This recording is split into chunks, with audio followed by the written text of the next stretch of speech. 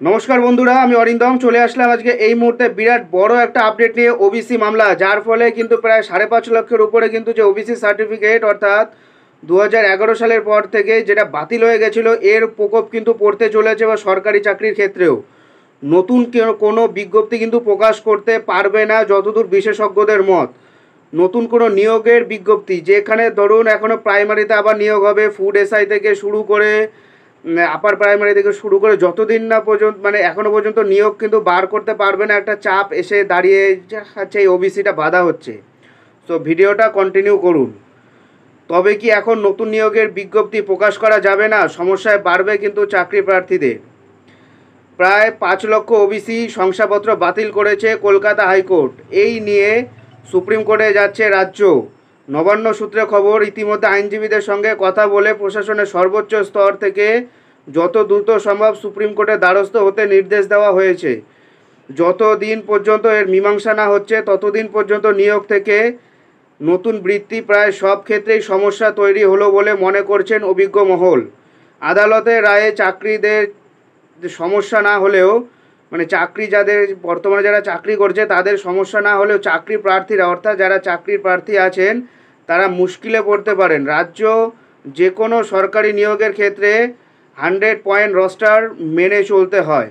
মোট শূন্যপদের নিরিখে সাধারণত তপশিলি জাতি, তপশিলি জনজাতি বা ওবিসি সংরক্ষণ অনুযায়ী কার জন্য কয়টি পদ থাকবে তা স্থির করে দেওয়া হয়। এখন ওবিসি শংসাপত্র নিয়ে সমস্যা দেখা দেওয়ায় তাদের বাদ দিয়ে এমন একটা রোস্টার তৈরি সম্ভব নয় বলে অনেকে মনে করা হচ্ছে। ফলে নিয়োগের বিজ্ঞপ্তি প্রকাশ করা যাবে না। তাছাড়া আবার যাদের চাকরির পরীক্ষা ইতিমধ্যে নেওয়া হয়ে গেছে সেখানে নির্বাচিত যোগ্যদের ডাকা আপাতত সম্ভব নাও হতে পারে। যতদিন এই সমস্যার সমাধান হচ্ছে ততদিন এই অনিশ্চয়তা থাকবে। প্রশাসনের এক কথায় রাজ্য সুপ্রিম কোর্টের দ্বারস্থ হতে চলেছে, কিন্তু সেখান থেকে ন্যূনতম স্থগিতাদেশ না পাওয়া গেলে সমস্যা থেকে যাবে। এর আগে রাজ্যের মুখ্যমন্ত্রী মমতা বন্দ্যোপাধ্যায় ওবিসি শংসাপত্র বাতিল নিয়েও তীব্র প্রতিক্রিয়া জানিয়েছেন। তিনি বলেছেন, বিজেপির নির্দেশ মেনেই এমন রায় দেওয়া হয়েছে। এখন দেখার বিষয়টি শেষ পর্যন্ত কিভাবে সমাধান হয়। সো এইটা দেখে বোঝা গেল যে চাকরি প্রার্থীরা কিন্তু একটা সমস্যায় পড়তে পারে, কারণ একটা চাকরি যখন নিয়োগের বিজ্ঞপ্তি বেরোয়, যখন ভ্যাকান্সি প্রকাশ করে সেই ভ্যাকান্সিতে কিন্তু দিয়ে দেয় জেনারেলের জন্য এত, এসসিদের জন্য এত দেওয়া আছে, ওবিসি এর জন্য এত, ওবিসি বি এর জন্য এত, এসটিদের জন্য এত।